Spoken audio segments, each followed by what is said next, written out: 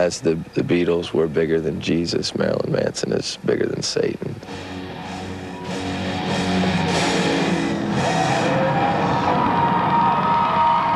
We followed Manson and his band here to Wheeling, West Virginia, a town consumed with outrage over the band's arrival and filled with fantastic rumors.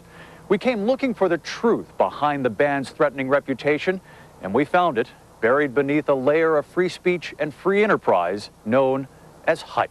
No knives of any kind. No sharp objects.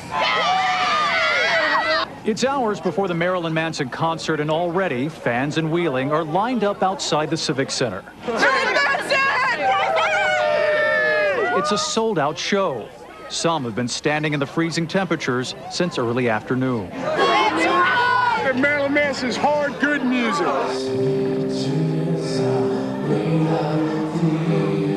Rising out of the South Florida club scene, Manson comes to town riding a whirlwind of national publicity. Rolling Stone readers named Manson Best New Artist. But not everyone in Wheeling is looking forward to tonight's performance. We must continue to pray. Presbyterian minister George Kurtz and others in the Christian community are outraged over Manson's reported involvement in the Church of Satan. Marilyn Manson, he's evil.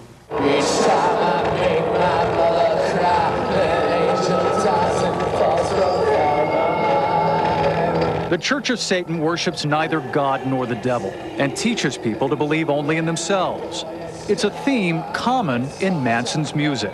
The idea, God is dead, you are your own God.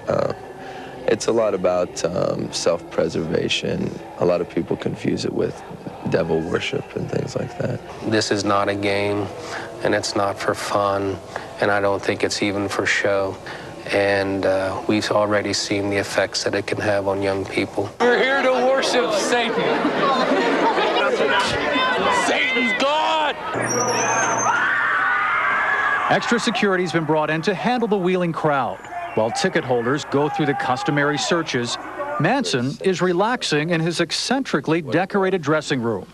And we find he is just a little amused by all the negative reaction. The most ironic thing that these people always fail to realize is that the lack of hospitality that they greet someone like me with is just very un-Christian. I think that's the biggest paradox of all. You see some of the concert goers standing behind me. In every city, Manson's arrival now stirs a flurry of protests and angry headlines. Here in Wheeling, we watched as Reverend Kurtz organized an 11th-hour candlelight vigil. They're holding candles to save my soul! Ironically, it was the Rolling Stone article that alerted the protesters to Manson's beliefs. The same article that also revealed Manson's roots as the boy named Brian Warner, growing up in Ohio, coming from a middle-class family and a Christian school. As a kid, I remember all the bands that I ended up listening to, David Bowie and Black Sabbath and Kiss and things like that. I had heard about all of them through my church because I was told this is what I wasn't supposed to listen to, so I went out and bought it immediately. The forbidden fruit Brian Warner savored as a boy, Marilyn Manson now dishes out to a hungry new generation of fans.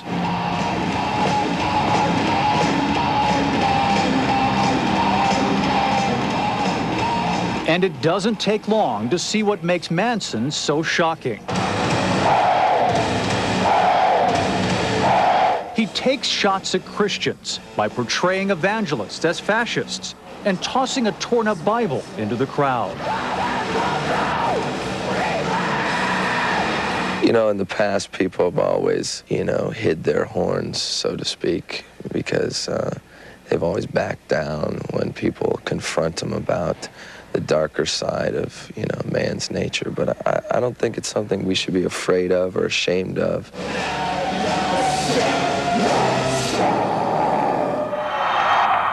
think one of the things you have now is you have this generation where, the parents grew up on rock and roll, so the parents, grew up during the 60s or whatever, and so it's like, so it's got to be pushed a little bit further because, their parents aren't going to be, as easily outraged as maybe my parents were, Jim Henke is the former music editor of Rolling Stone and now chief curator of the Rock and Roll Hall of Fame Museum in Cleveland. He showed us items like the guillotine and severed head that Alice Cooper used to shock audiences of the 70s. And he tells us that being offensive is part of a tested rock and roll formula for success. It's the big part of the idea is that they want to do something that's going to outrage the parents, and who can be more outrageous. So that's always been an element of rock and roll, and for certain people, whether it's Alice Cooper or Ozzy Osbourne or Marilyn Manson, it's a big part of what their entire goal is, I think.